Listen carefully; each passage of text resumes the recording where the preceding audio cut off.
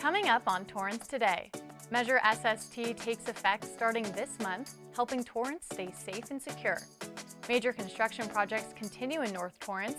We'll fill you in on the latest. Plus, join in on the celebrations of Mediterranean culture and Scottish dancing from the weekend. All this and more coming up right now on Torrance Today.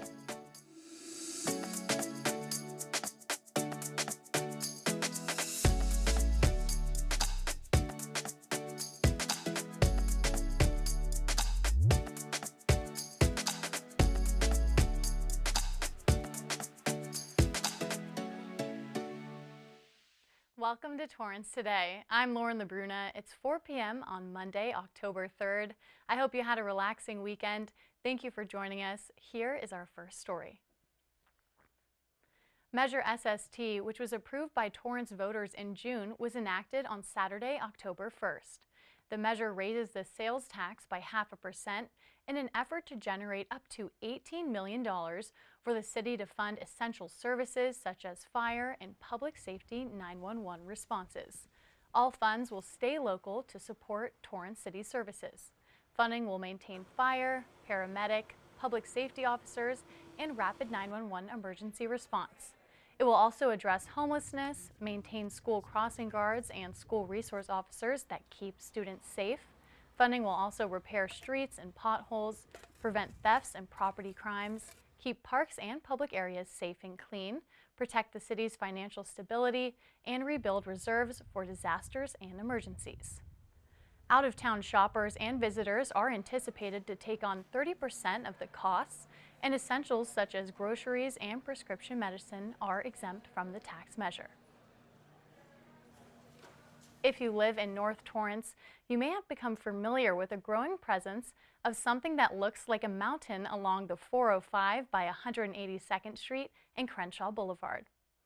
It's a mound that built up over months due to materials being crushed and demolished from the freeway's retaining walls and barriers. This Caltrans-led project includes widening of the subject intersection and the addition of freeway on-ramps.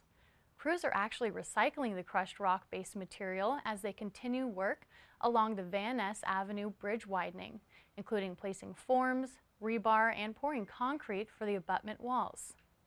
This week, work will begin on the new auxiliary lane to be constructed along the east curb lane of Crenshaw Boulevard for a future dedicated access onto the new southbound I-405 on-ramp. The northbound lanes on Crenshaw will be reduced from 3 to 2 lanes while this work takes place. This project began in August and is anticipated to be complete in December of 2023. And construction for another project, the Crenshaw Boulevard rehabilitation, has just begun.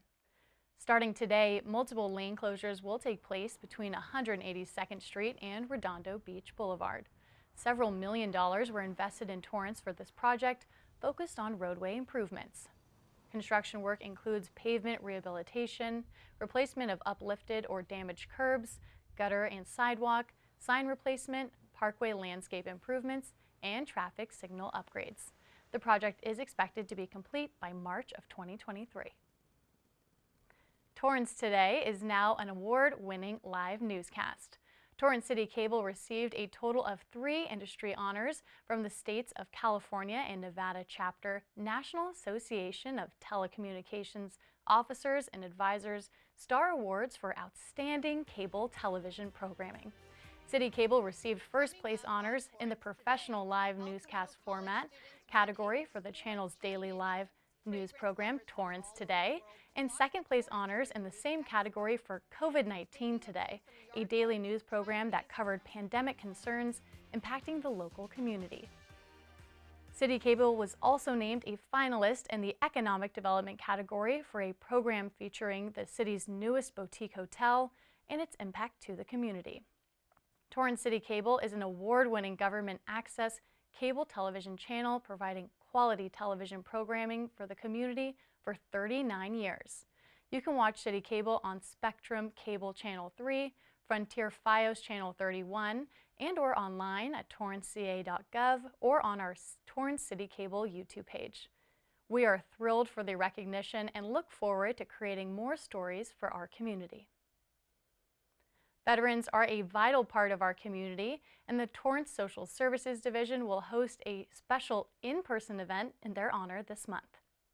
A Veterans Appreciation Lunch and Resource Fair takes place on Friday, October 21st.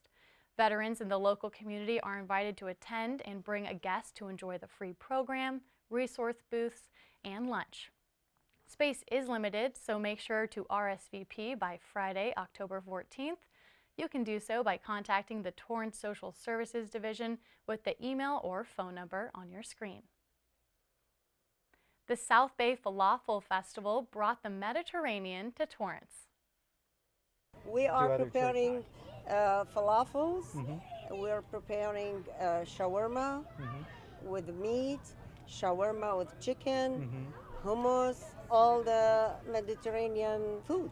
I am volunteering for my church. It's our 3rd or 4th annual Falafel Festival, and every year it grows to be bigger and better, and the food gets tastier and tastier. I've been a priest here for 5 years at St. Matthew, and when I arrived here, they would have every year, multiple times a year, a falafel luncheon. And I thought to myself, well, we should share it with everyone else in the community. And so we started expanding it. We first started inviting our neighbors down the street, and it became the Falafel Festival. It's kind of a catchy phrase, you know, Falafel Festival. The event featured fresh dishes including homemade falafel, shawarma, and hummus, all made from scratch. It also featured a beer garden, Arabic music and dancing, and so much more. St. Matthew Orthodox Christian Church hosted the crowd of more than 100 people who were able to enjoy all the festival had to offer. It's starting to feel a lot like fall with Mr. Jack-O-Lantern's pumpkin patch back in town. Our best-selling pumpkin is the basketballs. We do tend to sell a lot of volleyballs as well. We have little mini pumpkins. It's like the ones that you would see in the grocery store, except they're a little bit smaller than those. Kids love it here. They like to go on the jumpers with the obstacle course in it. We have, I guess, one of the biggest jumpers in the South Bay, so a lot of kids look forward to going on the big slides through that. We actually have face paint this year on the weekends, so a lot of kids are enjoying that aspect of getting dressed up and almost in the Halloween spirit for the pumpkin patch. The patch is open for online ordering, delivery, and pickup. It also hosts games, activities, field trips, and more for visitors of all ages. The pumpkin patch is located at 17520 Prairie Avenue for a limited time. How does Torrance celebrate the 100th anniversary of the Royal Scottish Country Dance Society? With a free dance party at the library, of course.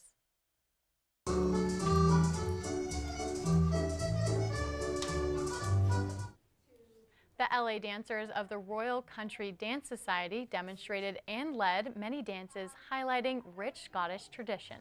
It took place at the Katie Geyser Civic Center Library on Saturday.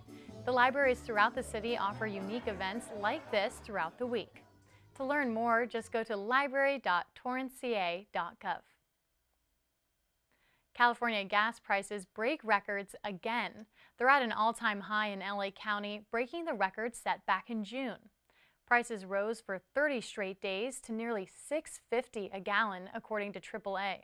Prices are just mere cents lower in neighboring Orange and Ventura counties. Keep in mind the reported prices are averages, so many gas stations may be selling gasoline for much higher, as we've seen throughout the Southland. It's hard to believe that just 1 year ago, on October 3rd, 2021, gasoline was just $4.42 per gallon in LA County, more than $2 less than today.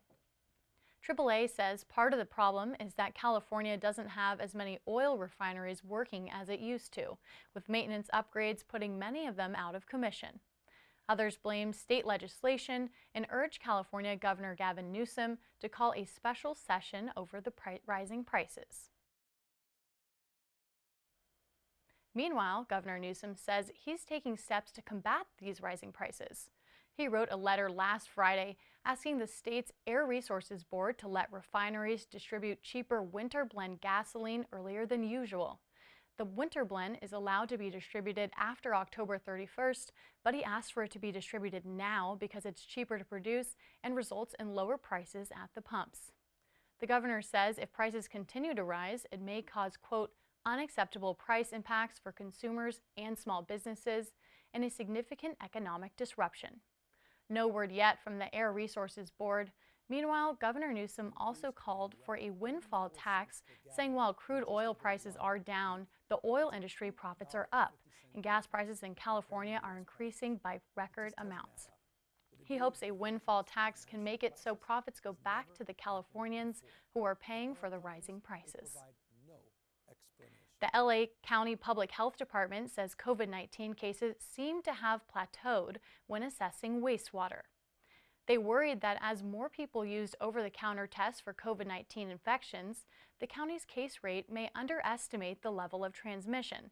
But fortunately, public health officials say utilizing wastewater surveillance led them to detect significant changes in viral loads or new variants.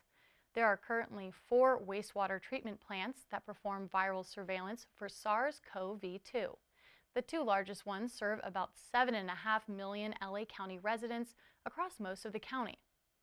One of them is the Hyperion plant, and it reported notable declines during the first half of September, followed by a small increase in the most recent week of its testing period. And the Joint Water Pollution Control Plant reported small decreases throughout last month. The 2 smaller plants in Lancaster and Agora Hills reported stable concentrations with small increases over a few days last week. Public health officials say while the plateauing in viral concentrations in wastewater may signify that viral transmission is no longer decreasing, they are hopeful transmission is not increasing because most other early alert signals indicate low concern.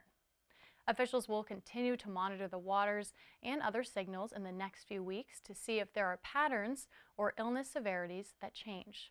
They also note that the Omicron variant continues to account for 100% of LA County sequenced cases, with BA.5 remaining as the predominant variant. Still ahead, it's Motivational Monday, and a local team championed over the weekend. We'll have more when we come back in 60 seconds. What to expect when you're expecting a teenager. Hey guys, today I'm going to show you how to teen-proof your home. First step, hide the car keys, preferably somewhere they would never look. Did that go okay? You have to provide an outlet for their creative expression.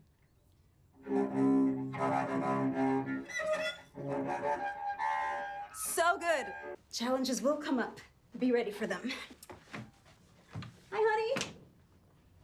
I'm ready for the... Mom, you don't use mannequins in the mannequin challenge. You don't have to know it all to be a perfect parent. Thousands of teens in foster care will love you just the same.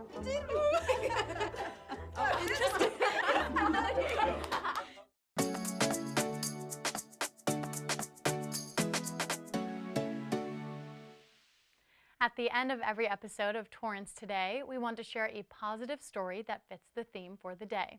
On this Motivational Monday, we wanted to highlight the city's adaptive recreation softball team that made it to the next round in the Special Olympics. On Saturday, the team beat Downey in Long Beach in the Special Olympics Southern California softball tournament, which took place at the Mayfair Park in Lakewood. Community Services Director John LaRock says it was a great event for camaraderie, sportsmanship, and support for the participants.